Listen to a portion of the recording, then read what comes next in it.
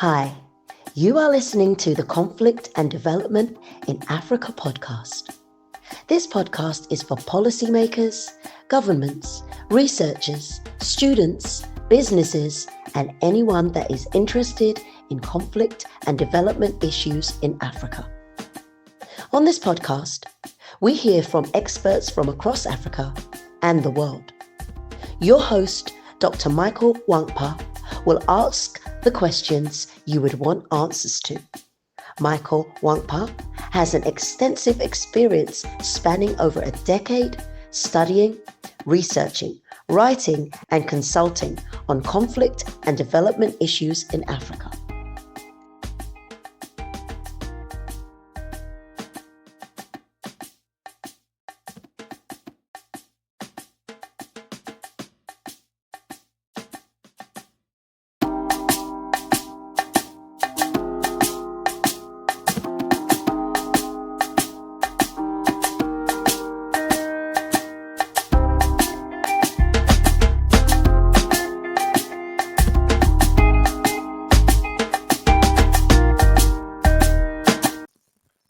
Hello and welcome to another episode of the Conflict and Development in Africa podcast.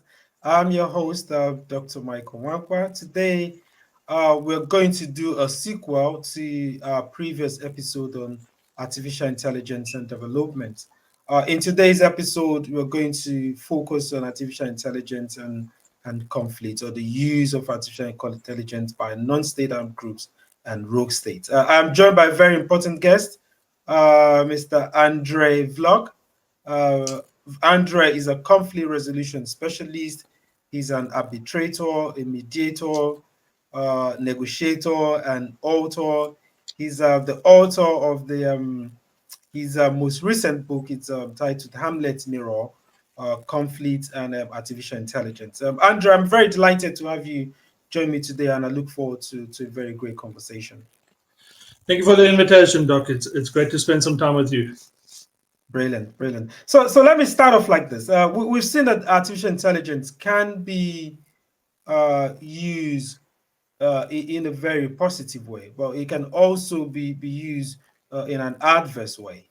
So in what ways can artificial intelligence be used maliciously by both state and non-state actors? When it relates, broadly speaking. In answering your question, I want to preface that by saying that after all is said and done, I'm very positive about AI. I'm not one of the prophets of doom. I think that with like with most of our technology, like computers and cell phones and nuclear energy, the power of flight and all those things, it is how we're going to apply it. And AI isn't some magical weapon that has its own intelligence. We're still in charge to an extent of how that gets applied. Non-state and state actors, and I think it's interesting to add there that those aren't the only two divisions anymore. We have with Google, with Facebook, Meta, all of those, we have a third category really of I suppose you could call them non-state, but not non-state in the traditional conflict sense.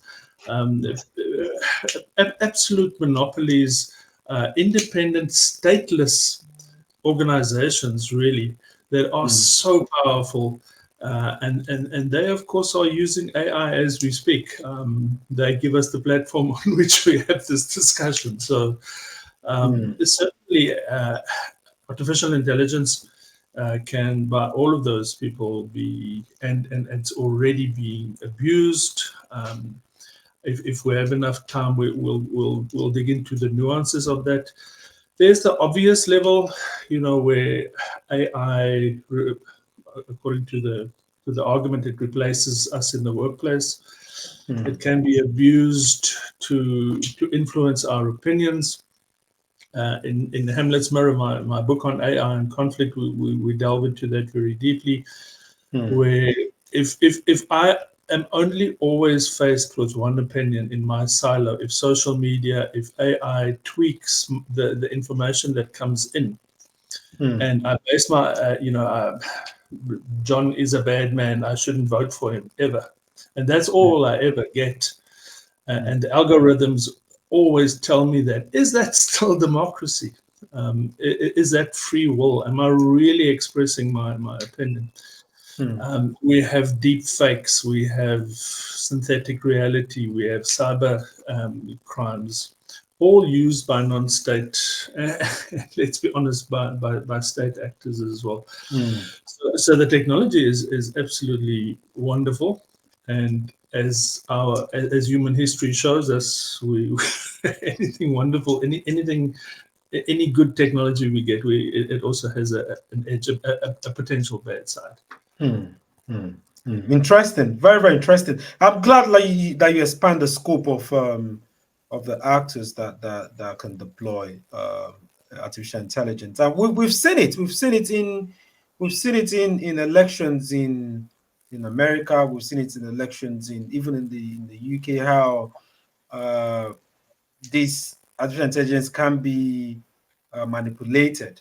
But you said it has been abused and defaced. So I wanted to ask, in Africa, what are there, before I talk, okay, I think, are there evidence of where AI has been used by these actors, maybe in influencing elections and manipulating people's choices, or used by conflict groups? And what is the scale of this, if it's evident? What I love about your program and its timing is that I think this year, with its global elections, I think more than half of the so-called democracies worldwide are having elections this year. Some of them in Africa, and I think we're entering the phase where that is going to ramp up. I'm surprised. We in South Africa, we just had 2 weeks ago, we had a very important national election. There's an absolute ton of disinformation, misinformation, fake news, all of that, but it's still very old school. It's using Twitter, it's using newsprint and so on. I'm surprised at the opportunities lost for misinformation, and I'm sure that in Africa in this year, as globally, we will certainly see the academic textbooks and Hamlet's Mirror in particular. We deal with absolute nightmare scenarios where what if we create, let's not use a specific person, what if we create an absolute fake video? You may have seen on social media the photos of Donald Trump being arrested. No, it's nonsense, or him in a prison cell. No, it's nonsense, and everyone knows it's nonsense. But the case studies show us that image remains with us, and it could very well influence. I know it's not true. I know it didn't happen, but it's still not would I like to see that type of image about myself, even if everyone knows it's created by AI? Not at all. I don't want that. So all you're going to see at tremendously nuanced levels is what is it that you want to do? You want to change subtly over time. You want to change opinions. And that is what artificial intelligence is going to be, because it's so ubiquitous. You can create artificial intelligence, you can create synthetic reality, you can create a Biden video right now with the software that's on your cell phone that you bought for $200. So it's certainly not a teenager can do it, and it's going to happen. It's going to happen at very subtle, very, very sophisticated levels. You said something about. Oh, go on. You asked for examples. I can't offhand think of actual deep fakes that were used in Africa yet at this stage. But of course there's the Biden videos where and the Trump videos where they actually fool people. There was one with Elon Musk where it looks like a video, an actual video. And he advises people to support a certain product. Only afterwards, it fooled some of his friends. It's that good. So if you see those things, what if the night before an election, one of the candidates goes on TV in one of these deep fake videos, and he concedes, How long is it going to take you to undo that damage? What does it look like? What does it cost to undo? I didn't say that. It's a deep fake. We really are looking at a new level of conflict. And Africa, unfortunately, I think we're going to be on the short end of that stick. I'm worried about that. You did mention something when you first started. It was more on a positive side of things. You said Yes. we still got control. So the control Yes. you talk about in Africa, is it control from the technical or legislative or oversight side, or is it control based on what? What's that control based on? Another wonderful question. It is. I'm worried in the sense that there is just like with if we go back far enough with computers, with chips, with Pentium computers, with laptops and so on. There's this growth spurt where the traditional first world countries they outrun us, and then it takes us time to catch up. My worry with AI is that it's going to be a form of new colonization. I developed the idea. It needs space and time. I developed the idea in the book, but I'm worried that the so-called global south is going to fall so far behind, and that's going to create a canyon that we can't cross. This isn't computers. It's not cell phones. It's not minerals. This is a shift in how humanity works and operates and what we can do. And because we are not, I said this in public, so I have been in trouble. I'm used to that. My country, for example, we are necessarily fighting about space and unemployment and things like that. And it's necessary that we have those debates, and it's necessary that they form a part of our platforms. But look at the rest of the world. Look at, as we speak, there is what I call the second Cold War is already going on between China, America, Russia. They're positioning themselves to go to levels that we're not even thinking about yet. As far back as 2017, Vladimir Putin said publicly that he who controls AI will control the world. What is it that we can say? What is the state of the AI art in Africa? We're running with people to an extent. Our agendas are set for us, but our data is being collected. We've become cattle again for these AI machines, for deep learning machines, for the work we produce, our sociological, our biographical details, all of that's fodder and fuel for AI. And we're not keeping up. And I think that gap is going to divide. As far as regulations concerned, there's been it's good to see that in the last 3-4 months there's been some good developments, I think, especially in Europe. Some of the bigger non-state like Facebook, like Meta and so on, they're being punished. They're fines and things like that. But what worries me there is that certain things are, you can regulate it. Facebook must give me access to what they do with my information, for example. That's good, and that will happen, and that's necessary. But I think from Africa's perspective, I'm more worried about the military, the more serious levels of conflict. It's one thing for the US to regulate that. Will sell AI weaponry to country B. You're not allowed to sell it to country C. How is that policed in reality? Or country B sells to C, who doesn't have an agreement with country A. And these, AI weapons, AI technology for abuse nowadays, you're not talking about 10 tankers full of machinery anymore. You're talking about a laptop. You're talking about a USB stick that could have that could shut down a city, that could knock out the internet in a specific area.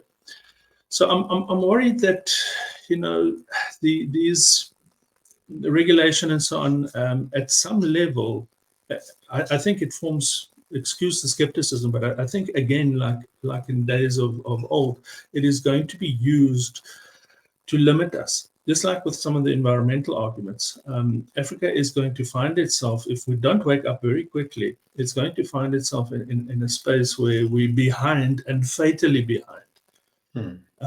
We can see what's going on, but where AI is going to empower a handful of countries that are strategically linked because of minerals, because of data capturing, and so on. And the rest of us, and not just Africa, but those who didn't play quickly enough and cleverly enough, will find themselves outside of a absolutely permanently closed room, a sort of a permanent colonization where we very little more than data sheep for AI.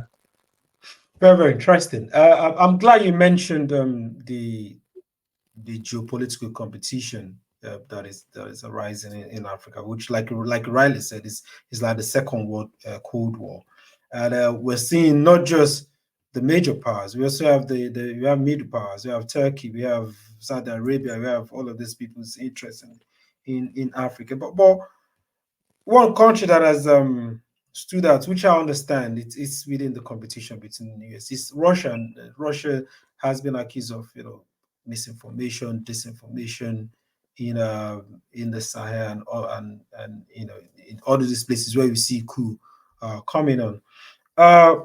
But before we touch on that, there's something you mentioned about the recolonization of Africa in terms of Africa being left behind here. But then again, there seems to be a bit of some paradox. I don't think it's a paradox, but correct me if I'm wrong. The technology, AI technology, is also cheap. It's also accessible. You mentioned something with just a laptop, just access to it. You don't need too much. You just need a laptop. Sometimes you need. It's just like drones. Like we had an episode on drones where with 150, 200, less than this, you can have access to these facilities. And also capabilities are also increasing as well. You have groups like Hamas having strong capability to develop this technology. So in terms of this expanding space for AI, I'm glad you mentioned that Africa still seems to be far behind. And how do you think? I'm looking for how to. How do you think? Do you think this potentially will give rogue leaders in Africa, rogue groups in Africa, to be able to manipulate the geopolitical competition for their own benefit rather than the benefit of the people? And how do we address that? Absolutely, and I don't want to be seen to be picking on African leaders. This could happen in Eastern Europe, Asia, but the concept and to be specific, I'm quite sure it's close on being happening already. You're going to have a very complex arms trade where I'm not buying 50 tanks from you anymore. I'm sitting and we're discussing it over the phone, and you're sending me software, which I could use to terrible effect. You could literally, and I think this ties in with your other point with the use of that, and are we, on the one hand, and in Hamlet's mirror, we keep on walking that line between the good and the flip side. There's. I think the population in Africa is keeping up with AI. We certainly have a thirst for it. We see the potential for it. We try and keep up with it. We you know, I don't think we anything behind our European counterparts there. But where the problem comes in and where my concerns come in is with our leaders. Are we positioning? I think last year I wrote an article on that. Are our leaders positioning themselves where we can run with those scientific breakthroughs? Are we creating it ourselves, or are we at least positioning ourselves where we're in the right space where developers in AI could run downhill and we could benefit from it, like a BRICS type of organization? Also, are we? And I'm not saying we're not doing what we need to do. I'm concerned that we, that we have other, for us, more important issues that we're dealing with, and that we're going to wake up one day, because a day, a week, a month, as we can see, today's ChatGPT is tomorrow's old junk. It's moving so quickly. Those wheels are turning so quickly, and I'm worried that our leaders are not always geared towards running at that same pace that the AI world is developing. That we're not clinching the right marriages. That we're putting our money on the wrong horses, and there will be the rogues who just like they sell tanks and aeroplanes. They'll start selling AI programs that could switch off a city, that could affect a water supply to or even just information. We already have examples of it where the data of a city, of an area, you can pick up from the cell phone records how many people are in that area, how many of them have cell phones, what is it that they like, what is their income, what is the gender range. So, and all of that can be used by non-state groups to tremendous effect. That's information which 10, 20 years ago you wouldn't have had access to, or easily. Now you do it from your cell phone sitting in the back of a Jeep. It is, so on the one hand, yes, we are empowered, tremendously so. But there is that flip side of the coin where certainly AI is going to be abused, and it's going to create very new levels of conflict for the global South and for Africa in particular. So it does appear that AI can be used in a very way where it can, in terms of like surveillance systems, where it can exacerbate. We can target a group, for instance. It can target a marginalized group, for instance, and exacerbate conflict. But if you look at Africa, Africa has like the youngest, I think, the youngest youth population, and then you have issues of unemployment, high level rate of unemployment, and all of this. And these are some of the exclusion. People have been excluded. There's poverty rate is high, and these are some of the root causes that identified that leads people then into joining rebellious groups or terrorist groups. But then again, when we look at AI as well, and how AI, the potential it brings, and how it also threatens jobs or whatever, how does he help? Does he help to address these root causes, or does it further entrenches these root causes? That is a crucial piece of the puzzle in why I ultimately, as much as the first half an hour sounds as if I'm very down on AI, I'm very negative about AI. Once you start bringing in those things, overall, if you add up all the debits and credits, I don't think we're in a good place yet. I don't think we're in the place that could be as bad as it could get, but we have the potential for AI to be a net positive for Africa. Because in your examples, 10 years, 20 years ago, if I had no skills, if I had no opportunities, I was unemployed for the rest of my life, probably.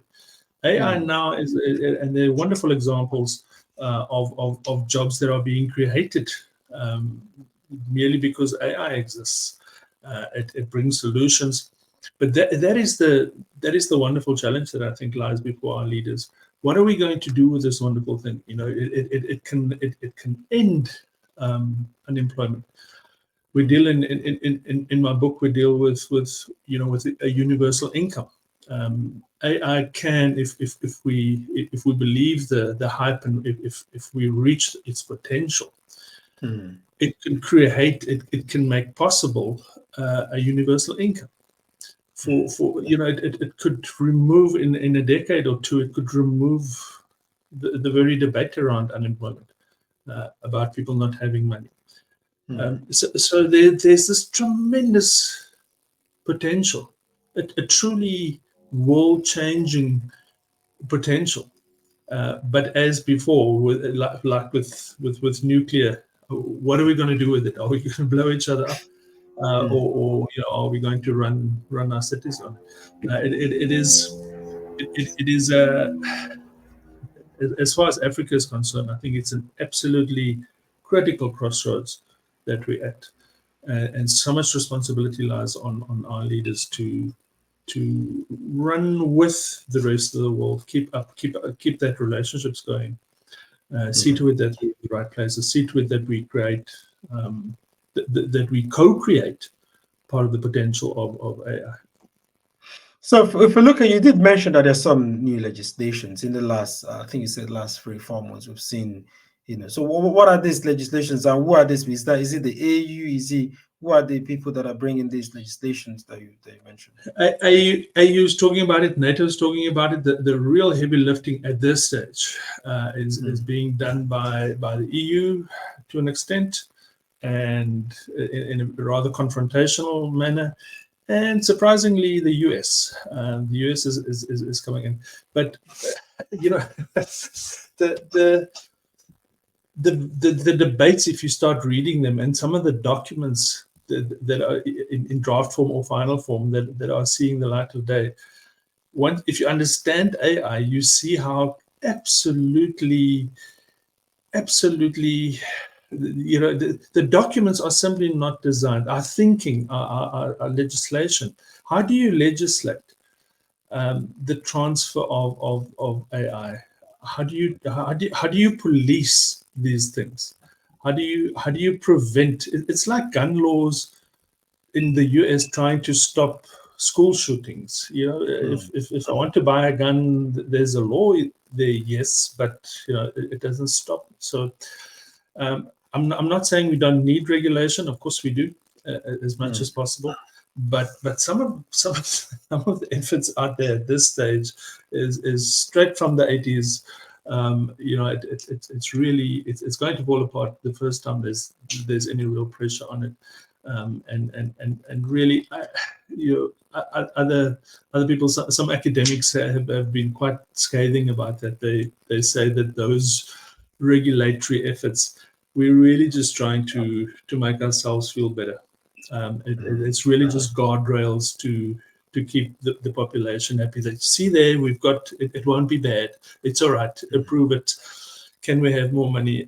Please don't worry. There's a document lying there. But in reality, it's not going to be very effective. So regulation, sure. We need that.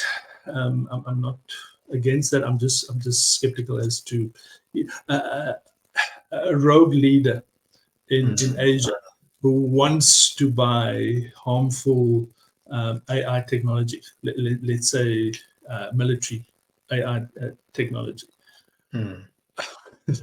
Just like with other things now, the regulation it's a nice to have, but how effective is it really? It doesn't make AI regulation unique.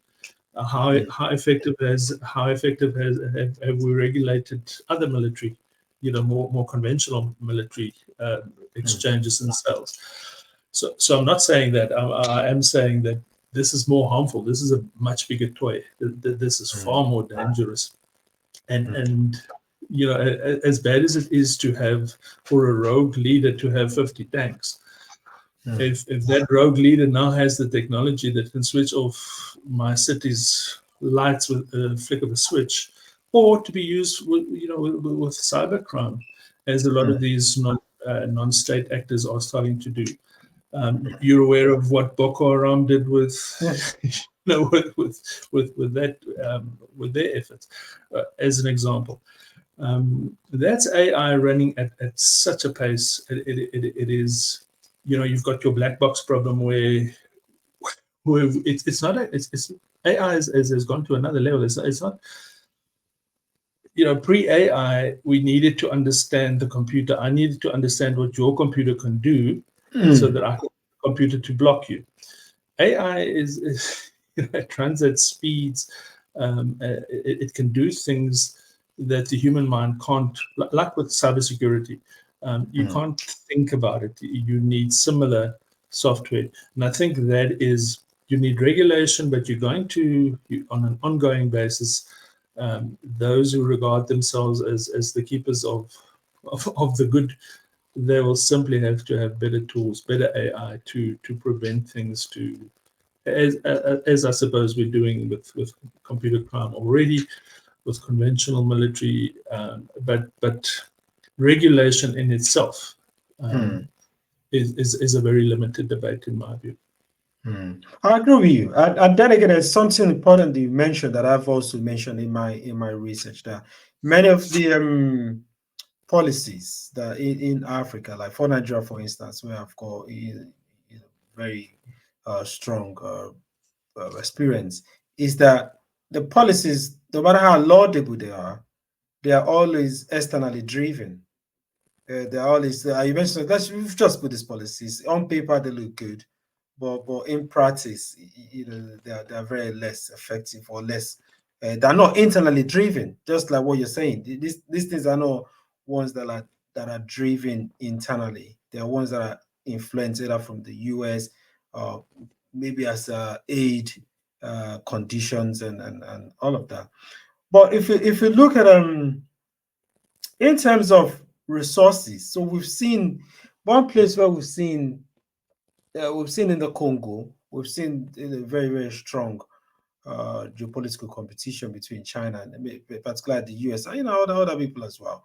I see where those kind of resources are ones that are heavily dependent on certain technology, where maybe the DRC might not, because I did have one of the speaker of the DRC, the Speaker of the House, come on one of the episodes, and she was mentioning something about how the Congo can leverage the competition and how China can. But then again, from the angle you're coming at, it's better to have these capabilities. It's not just being more extractive in terms of Africa needs to have its own capability to be able to have control over these technologies. But then again, we've seen it same in that Congo and in the East Africa. We've seen a lot of regional competition between Rwanda, between all this rebel. So I guess the question to come is, how you mentioned Boko Haram. How are these groups, or how are they going to be able to use these things to advantage, like the M23 rebel, like the Boko Haram, like other ISIS groups in across how can they, in practical sense, how can they exploit AI for their own benefit? I think there's a crude criminal level. Just just take money out of people's accounts. AI is going to make crude, simple cybercrime very, very much possible and simple at that level for some time to come. I think as far as influencing is concerned, to influence populations, regional conflicts, things like that, to create deep fakes, to put a cell phone on I see around here, you put a cell phone on a WhatsApp group that says that I joined the Republican Party. It'll take me months to get people to accept that it wasn't me. I saw you on the WhatsApp group. I saw you in the video. So that level of disinformation, they're already using it. I think at a terrorism level, the options are absolutely scary. With drones, with surveillance. We always think of surveillance as being, from law enforcement or from government side. Not at all. those things can that also has a flip side. They are already using it. We have examples. You're probably aware of it, where one of these non-states used the running apps of I think there were American Marines. They picked that up on cell phones, and they knew exactly the size of the force, where they were moving. So at that level, I think AI is a rogue group's dream. It's an absolute dream. You don't have to be particularly rich to do it. You don't have to be particularly clever to do it. Some of these applications you can run off a laptop under a tree for a few $100. It is, it really opens new levels of conflict and of harm. And in that process, persuasion, we mustn't forget that a lot of these groups are governments in waiting. We always see them as the bad guys. They're not necessarily the bad guys.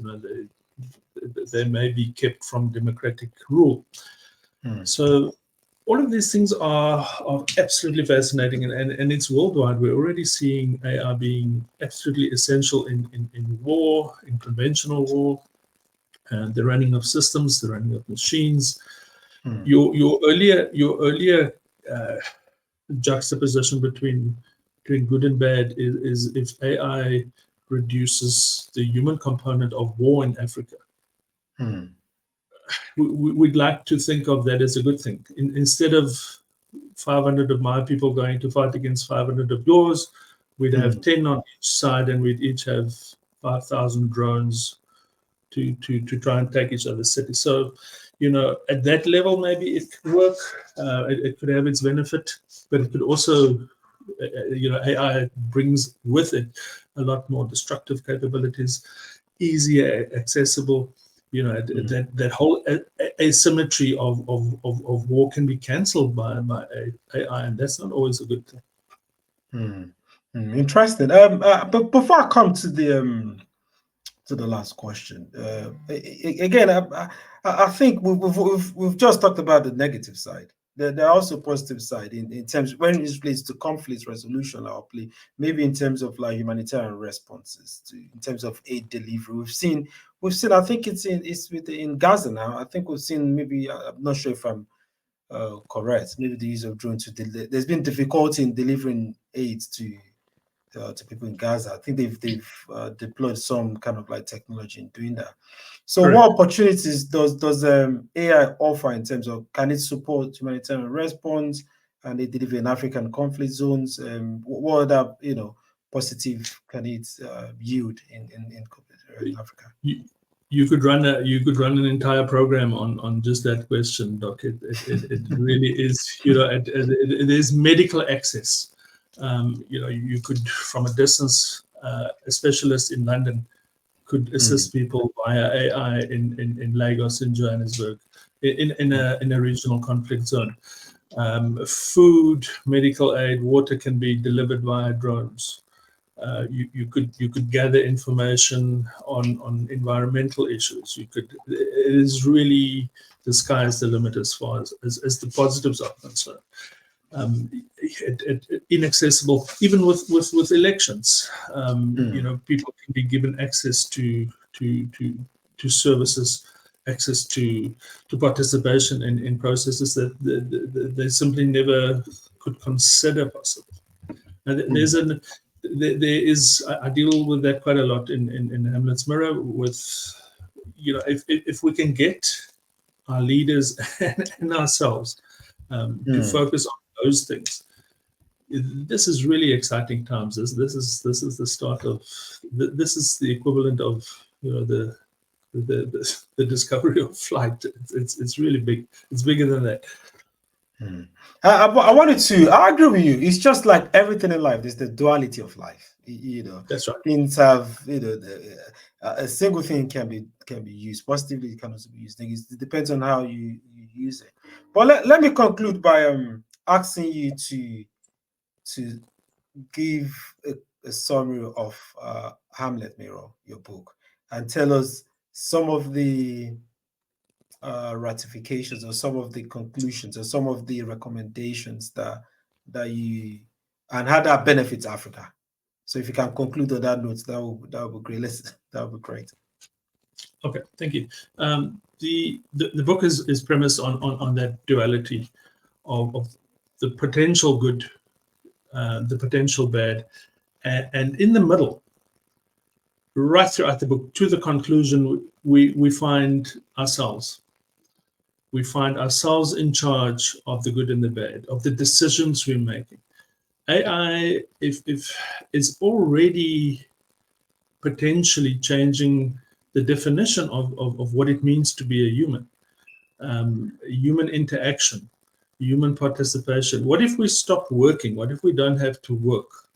How does that affect our appreciation? The fact that I can sit and create a work of art or a novel in 30 seconds, does that detract from human creation? The fact that you spending 20 years honing your craft with a guitar, I can now do, my little girl can do it in 30 seconds in a room. Do we lose something of our humanity or not? And it forces us to keep on coming back and look at our choices, important choices, urgent choices, and it gives us a roadmap into how this can be very good, how our humanity. We tend to lose sight of, this is computers and software and things like that. It isn't really. It is forces interacting with our humanity, and how do we respond? And that is, I think, that is the precipice on which we're standing at the moment. How does humanity respond to these wonderful things? Are we going to turn it into something positive that could truly liberate us from many of our problems, or are we just going to dig the hole that we're in deeper? More polarization, more economic division, more inequality, and that is really up to us. We must stop blaming AI. AI is not coming for us. We're still in charge, and we are. Where we go with this is our responsibility. Wow, interesting. Thank you very much, Andre. This is very succinct, and the way you've captured it, the way you summarized it, is captures what you stated when you first started. Like, we are in control, and you've said it as well. We can't blame AI. Human beings still have the power to determine how AI affects us, and it can affect us positively or negatively. We're very, very grateful to have you join us today for this very rich and wonderful conversation. And yes, I would love to take you up on that offer of your book. I'd love to read it. It does sound very interesting.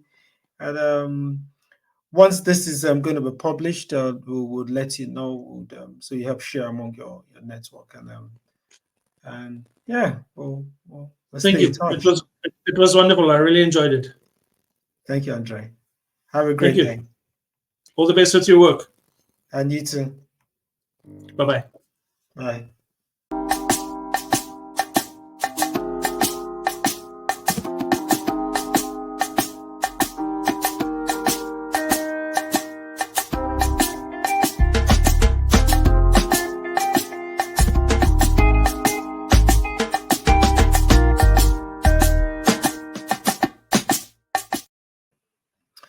Thank you for tuning in today to a wonderful episode on AI and conflict in Africa. And join me to thank our guest, Andre Vlok, for his very rich insight. I implore you to stay tuned for more episodes. Until next week, stay blessed.